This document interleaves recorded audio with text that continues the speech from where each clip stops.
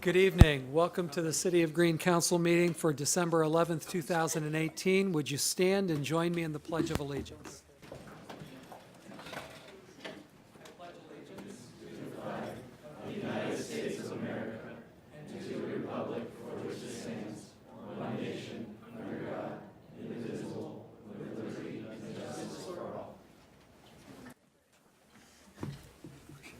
Would the clerk please call the roll?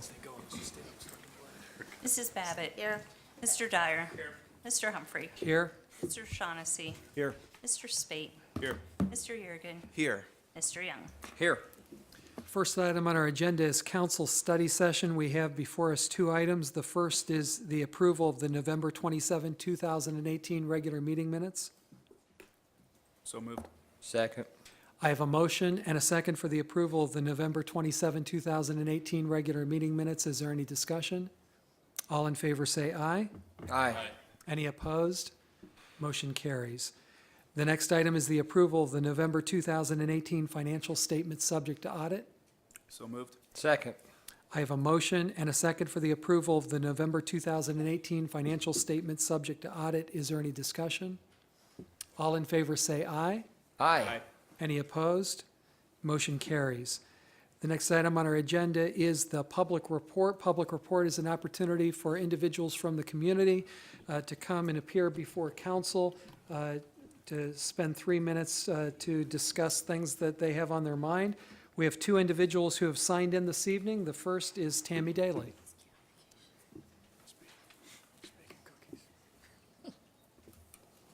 Welcome. Hi, my name's Tammy Daly. I live at 1779 King Drive. I just wanted to address before you guys start spending that I think there's $7 million left of the Nexus Fund. If you could please reach out to the community and to those that are in the blast zone and ask them for some feedback. Can you make a database of those people that are in the line? Can you reach out to them and ask them for their feedback? Can you have meetings with them? Can you invite them to be on a committee to give you feedback on how to spend that money? You know, they may say that we do want you to spend all of the money on the firehouse. But I've heard from other ones that they have some other ideas that they would like to be considered. I understand that the firehouse definitely needs to be built to reduce the run time. I don't think that's a question at all. Does the city have other funding to pay for the firehouse? Can the city come up with a way to balance maybe some of the Nexus money with some of the general fund money? But just sitting and talking, because I have sat and talked with these people who are still scared, and still a lot of them, if you talk to them, they still are on the verge of tears. And even when the pipeline is covered with grass, the ones that are within those couple 100 feet, they live in fear every day. And those people have not had an opportunity to negotiate and get any sort of funding from Nexus. So can those, just some ideas thrown out, and I'm not in the blast zone myself, but I have talked to others. You know, one man within 90 feet said there's 10 houses that are within, right there within that 100 feet, and the man said, please buy me out. I live within 90 feet, and I haven't had any negotiations with Nexus. Can those within the couple, can they be bought out? Can you create some buffer zones like you're trying to create at the baseball field? Can you create some of those buffer zones for the people with some of that money? Can you offer some grants for them to reduce some of their, because their houses were reduced, can you offer them grants to cover that money? When Mr. Dyer had his meeting last night, one couple, an elderly couple, came up with an idea that we hadn't even thought about till we started brainstorming. They live in a dead-end street, and they can't get out if something were to happen, nor can the fire department get to them if something happened. And they said, you know, can you create an access road for us to have another way out? And I said, well, that would be awful. You know, that's hard because you have to buy property. And they said, no, we already looked at the map. The city of Green owns the property behind us. And they, in their mind, think that they have formulated an access plan, but they just need to be asked. They need to be talked to. One man said, you know, I'd rather you just sit on the money. There's ideas out there, and I think the overall feeling of the residents is that they haven't been asked and they haven't been part of the process, and they would like to be part of the process. So I ask before you start spending the bulk of the money, $5 million on the firehouse, that you reach out to these people and ask them if they can help you make these decisions. All right. Thank you, Ms. Daly. And we did discuss this item at the committee meetings this evening. There is going to be an opportunity for public comment. We're not taking any action on that tonight, and so there will be adequate time for the public to weigh in on that. So thank you for your suggestions. All right, the next individual who signed in this evening and the final individual who signed in this evening is Des Wertheimer. Good evening, Des Wertheimer, 130 East Turkeyfoot Lake Road. I think the spending of the Nexus money for safety services would be a fantastic use. I work in the oil and gas industry and have now close to 14 years. And unfortunately, there's been a tremendous amount of fear-mongering with the residents that live close by. We've begged and pleaded and preached and screamed and yelled and explained about the city of Greene and the storage field and how many pipelines are here. The residents that live there, even though it's a 36-inch line, the residents that live at Spring Hill, Kings Ridge, Alderwood Hills, Meadowwood, Solar Estates, Camelot, over by the high school, all those areas have 12, 14, 16, 18, 20-inch lines that run at 1,000 PSI pressures. All of them. There's no question about that. There are 400 wells in the city of Greene alone, and they've all been here for more than 20 years. 3/4 of them are storage wells with Dominion. And so this idea of blast zones and fear-mongering, I get it, but the reality isn't that. There are 2 million miles of pipeline in this country that the number of accidents is not even 0.25%. Now, one accident, of course, is bad, but I think we need to move away from all of the fear and the intrepidation and use the money and for all of the residents. To take this money and to use it for a small group of residents wouldn't be reasonable, fair, or most likely legal. A pipeline deal I worked on in Pennsylvania, a town decided to buy a property from somebody close to the pipeline because he was friends with the mayor. The ACLU stepped in and sued for a civil rights violation for illegal enrichment, using the money to benefit one resident while not using money to benefit others. So the idea or even suggestion of buying properties, never going to happen. I mean, it's literally never going to happen. So let's concentrate on using the money for all the residents to benefit, and hopefully the pipeline, it goes away and everybody moves on. Thank you. All right, thank you, Mr. Wertheimer. The next item on our agenda is the reading of correspondence.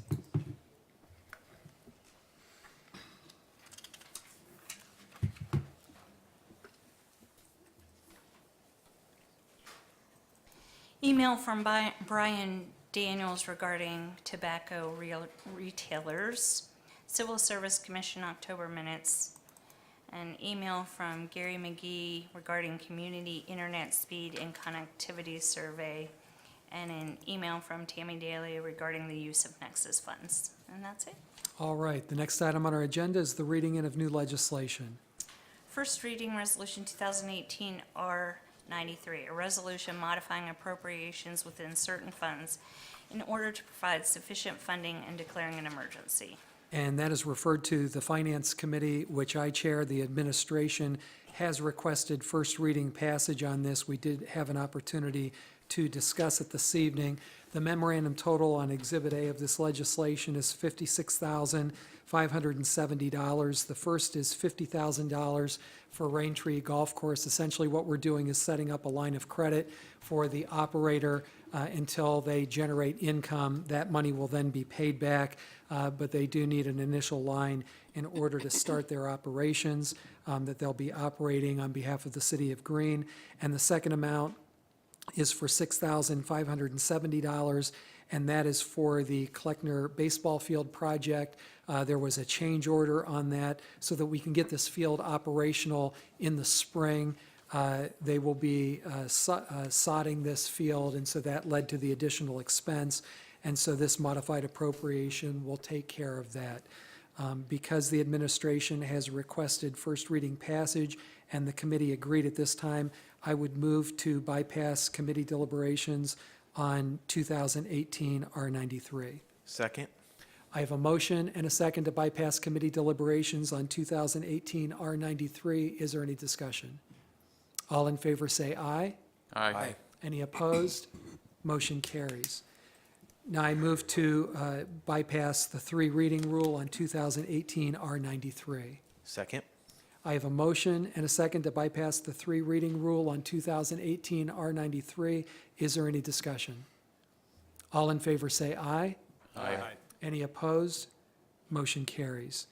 Move to adopt 2018 R93. Second. I have a motion and a second to adopt 2018 R93. Is there any discussion? Hearing none, would the clerk please call the roll? Mr. Humphrey. Yes. Mr. Yergin. Yes. Mr. Young. Yes. Mrs. Babbitt. Yes. Mr. Dyer. Yes. Mr. Shaughnessy. Yes. Mr. Spate. Yes.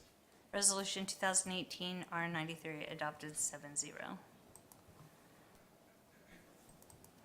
First reading resolution 2018 R94, a resolution approving an agreement between the City of Greene and the Legal Defender's Office of Summit County, Ohio, Inc., and declaring an emergency. That'll be referred to the Intergovernmental and Utilities Committee. Mr. President, Mr. Dyer. I know there hasn't been a request from the administration to do first reading passage on this, but it is simply a renewal of our agreement with the Summit County Defender's Office, Public Defender's Office. There's no change in the amount of money that's being produced here, and our current one would run out at the end of this year.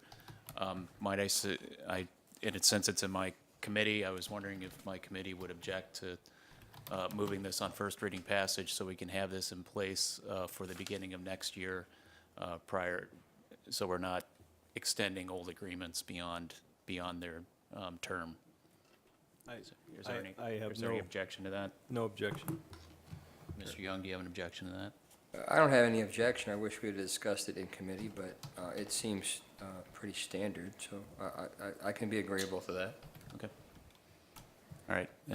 Then I move to bypass the three reading rule on 2018 R94. First of all, committee deliberations. Move to Okay, bypass committee deliberations on 2018 R94. Do I hear a second? Second. I have a motion and a second to bypass the committee deliberations on 2018 R94. Is there any discussion? All in favor say aye. Aye. Any opposed? Motion carries. I move to bypass the three reading rule on 2018 R94. Second. I have a motion and a second to bypass the three reading rule on 2018 R94. Is there any discussion? All in favor say aye. Aye. Any opposed? Motion carries. Move to adopt 2018 R94. Second. I have a motion and a second to adopt 2018 R94. Is there any discussion? Hearing none, would the clerk please call the roll? Mr. Dyer. Yes. Mr. Shaughnessy. Yes. Mr. Spate. Yes. Mr. Yergin. Yes. Mr. Young. Yes. Mrs. Babbitt. Yes. Mr. Humphrey. Yes. Resolution 2018 R94 adopted 7-0. First reading resolution 2018 R95, a resolution authorizing the City of Greene to enter into a contract with EMHNT Inc. for professional engineering services for a 3-year term commencing December 1st, 2018, and declaring an emergency. That'll be referred to the Transportation, Connectivity, and Stormwater Committee. First reading 2018 R96, a resolution authorizing the mayor to enter into an agreement with the County of Summit for concrete road repairs, including miscellaneous concrete work located in the City of Greene, and declaring an emergency. That will be referred to the Transportation, Connectivity, and Stormwater Committee. First reading resolution 2018 R97, a resolution authorizing the City of Greene to enter into a contract with USIC Locating Services LLC for professional services for a 1-year annually reoccurring term commencing February 13th, 2019, and declaring an emergency. That'll be referred to the Intergovernmental and Utilities Committee. The next item on our agenda is the report of council committees. We did hold a finance committee this evening, which I chair. Myself, Mr. Yergin, and Mrs. Babbitt were present. We did have several items of legislative business. The first was a third reading of 2018 R86. This is a resolution approving and adopting the 2019 annual operating appropriation for the general fund and all other funds for the city of Greene and declaring an emergency. Of course, we did have a work session on this last Tuesday where we met here in council chambers to hammer out this budget. I do want to applaud the administration for getting us this budget. I know that Mr. Schmidt and his team and all the administrative directors have to put in a great deal of work in order to get this budget before us every year. And so I do appreciate all of their effort and for all of the effort of the members of council to work their way through this budget, which has quite a lot of detail. This is the third reading. We have discussed it. And so at this time, I move to adopt 2018 R86. Second. I have a motion and a second to adopt 2018 R86. Is there any discussion? Hearing none, would the clerk please call the roll? Mr. Humphrey, Yes. Mr. Yergin, Yes. Mr. Young, Yes. Mrs. Babbitt, Yes. Mr. Dyer, Yes. Mr. Shaughnessy, Yes. Mr. Spate. Yes. Resolution 2018 R86 adopted 7-0. The next item we had in committee this evening was a third reading of 2018 R87. This is a resolution approving and adopting the 2019 annual capital appropriations for the city of Greene and declaring an emergency. Again, we discussed this at our work session last Tuesday.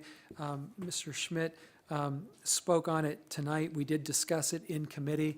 The administration has requested that we take time on this piece of legislation because we'll see where we come in with our revenue between now and the end of the year. And we believe that we're hoping that we can add some additional road projects into the CIP between now and when we vote on it at our first meeting, the second Tuesday of January. And so the committee agreed to request time, and without objection, time will be granted. The third piece of legislation we had in committee this evening was one that we just adopted on first reading, and that's 2018 R93. We had no items of old or new business, and the Finance Committee was adjourned. The next committee to report this evening is Environment and Parks, chaired by Mr. Spate. Thank you, Mr. President. Myself, Mrs. Babbitt, and Mr. Dyer were here. We did not have any items of legislative business. No new or old business came before our committee. Therefore, we did not meet. Thank you, Mr. Spate. The next committee to report this evening is Public Safety, chaired by Mrs. Babbitt. Thank you, Mr. President. The Public Safety Committee met today. Mr. Shaughnessy, Mr. Humphrey, and I were all present.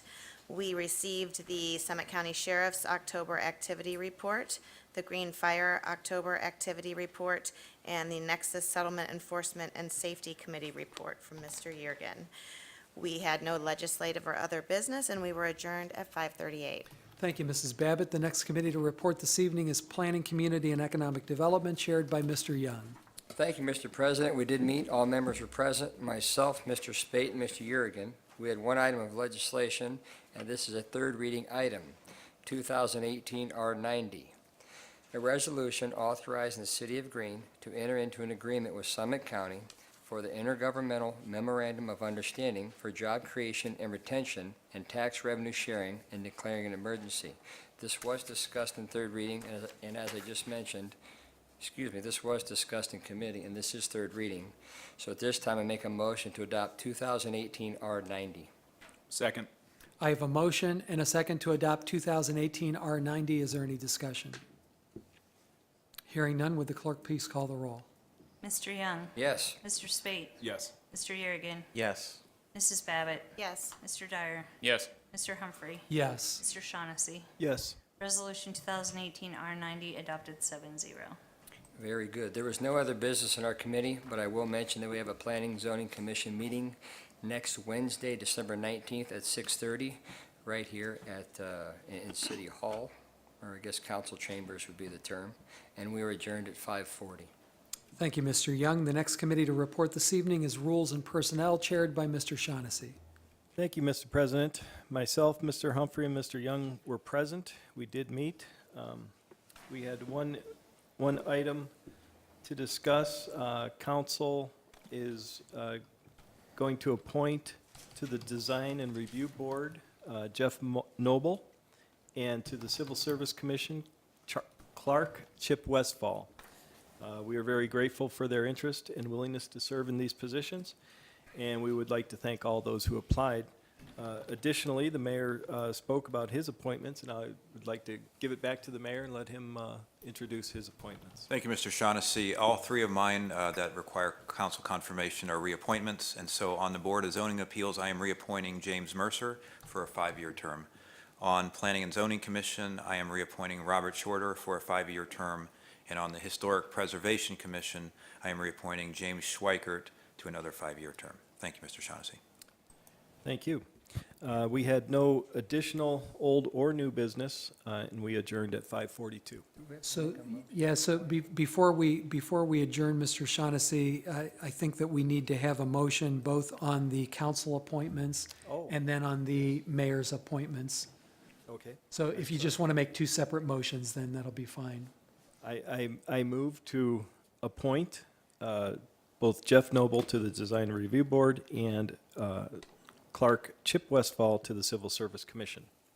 Second, I have a motion and a second to make the council appointments to the two committees that Mr. Shaughnessy just mentioned. Is there any discussion? All in favor say aye. Aye. Any opposed? Motion carries.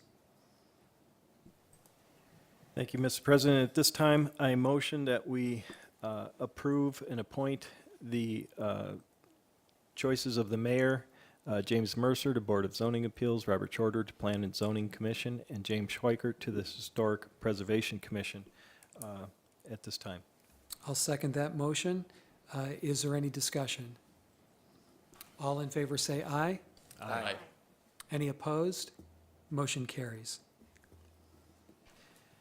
Thank you. And having no new, old, or new business, we did adjourn at 5:42. All right, that was a soft close and a hard close, so that's good.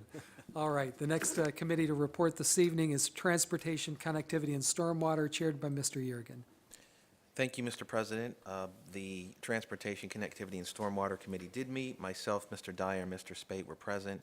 We had one item of legislation before us. It is on second reading, but the administration has asked for second reading passage. It is 2018 R92, a resolution authorizing the City of Greene to enter into a contract with Ports Petroleum Company, Inc., to supply fuel to the city without competitive bidding and declaring an emergency.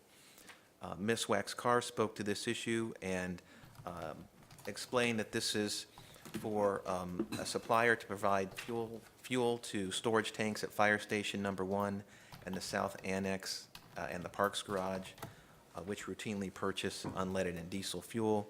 We have an ongoing relationship that's historic with Ports Petroleum, and they have proven themselves to be a desirable supplier. And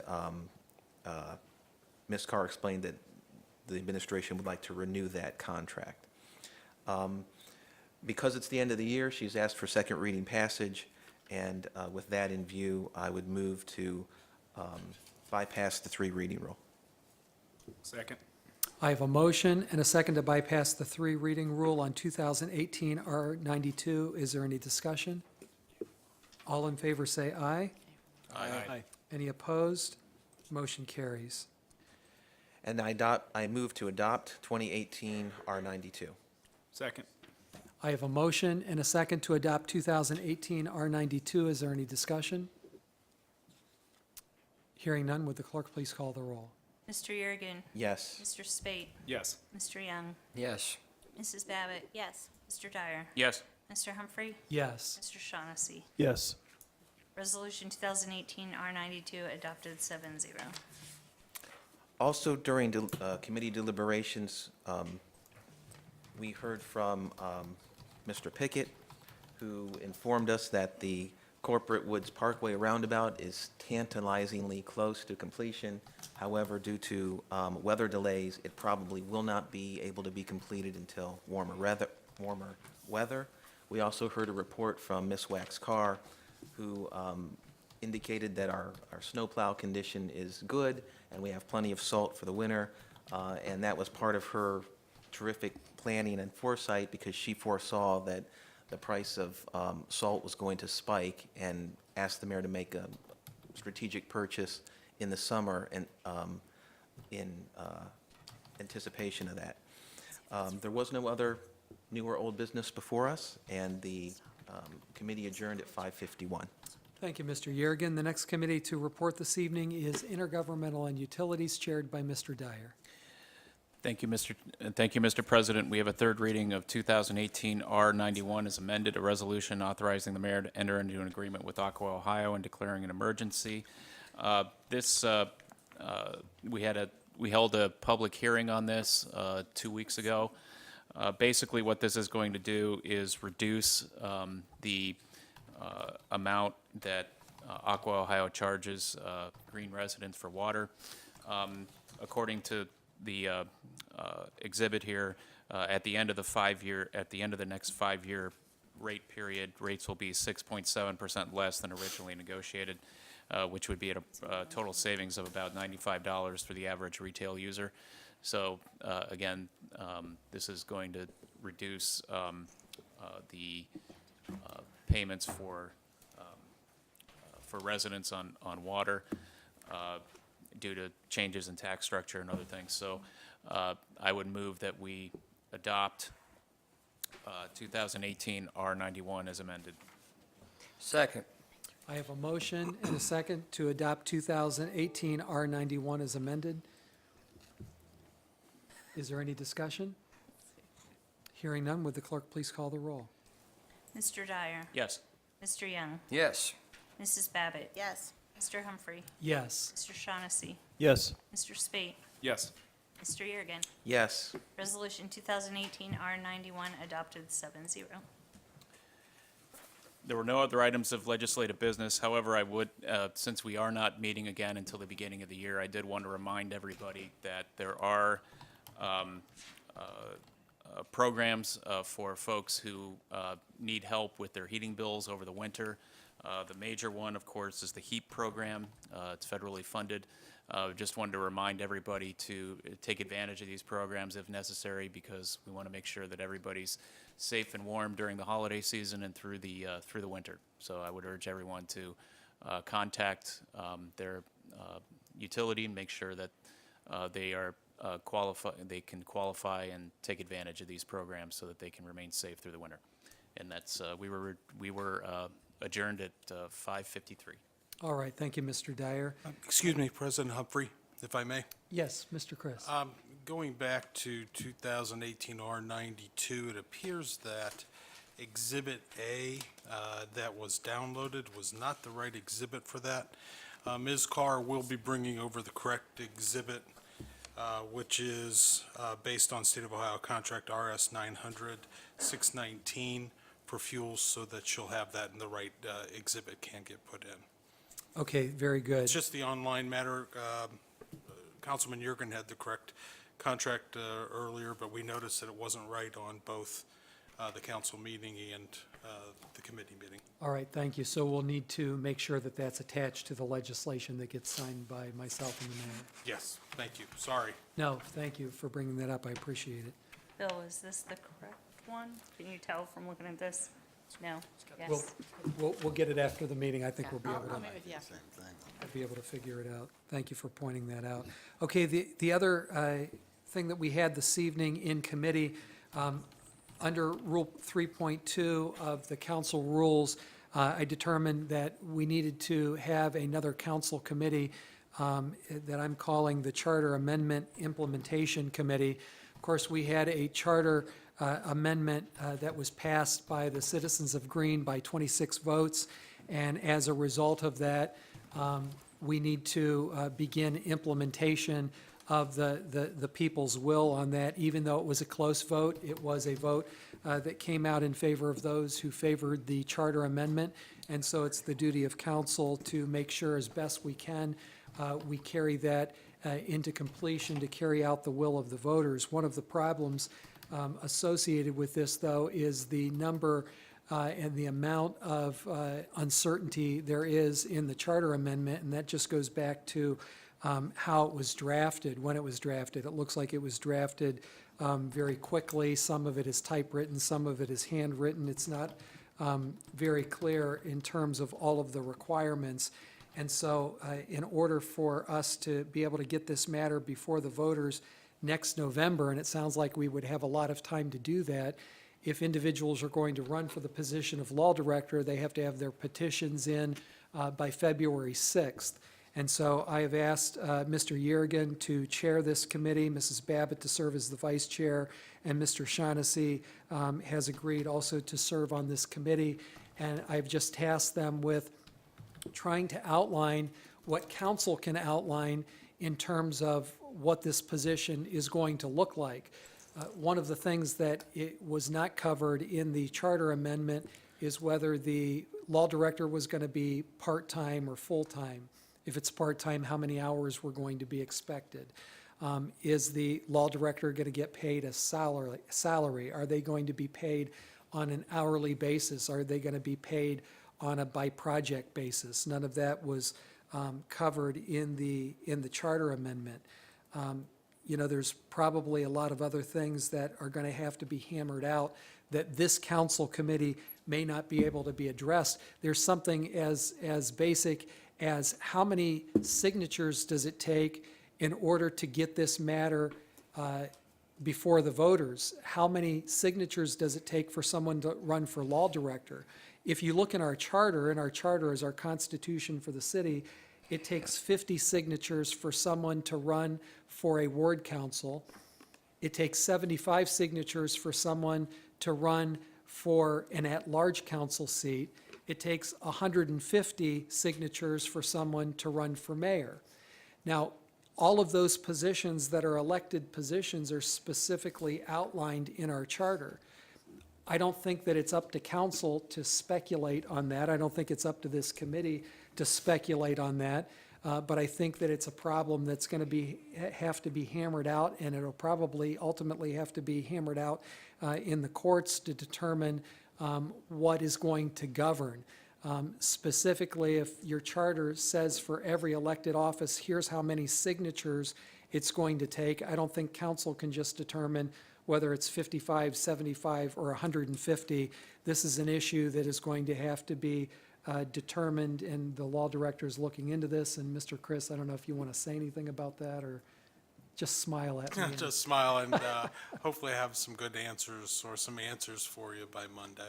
All right, very good. And so this committee will be tasked to try to put some outlines on things that were not really part of the charter amendment to hopefully clean this up as best as possible. It may be a little messy the first time in implementation, and hopefully as we move on, we can get it clarified. And certainly as the Charter Review Commission is coming online this next year in 2019, perhaps they can also work to clarify some of these issues so that there's clarity going forward. So they will serve on that committee, and that will appear on the next agenda for City Council moving forward. And so the next item we have on our agenda is the mayor's report. Mayor?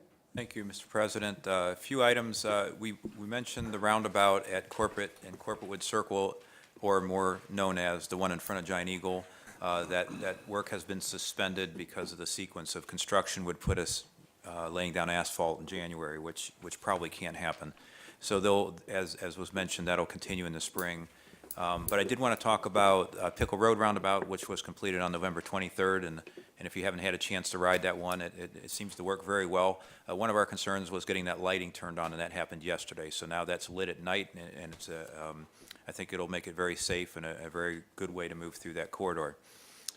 Let's see. And then a couple events I attended. First off, on Wednesday, November 28th, I attended a Leadership Akron event in Akron at Akron Children's Hospital. We were touring and celebrating the Considine Building addition, and I have to tell you, what a great children's hospital we have in Akron, Ohio. It truly is special, the services that are provided on that campus, and so congratulations to the team there, and congratulations to the new President and CEO, Grace Wakalchik, and she did attend the event and speak to the group.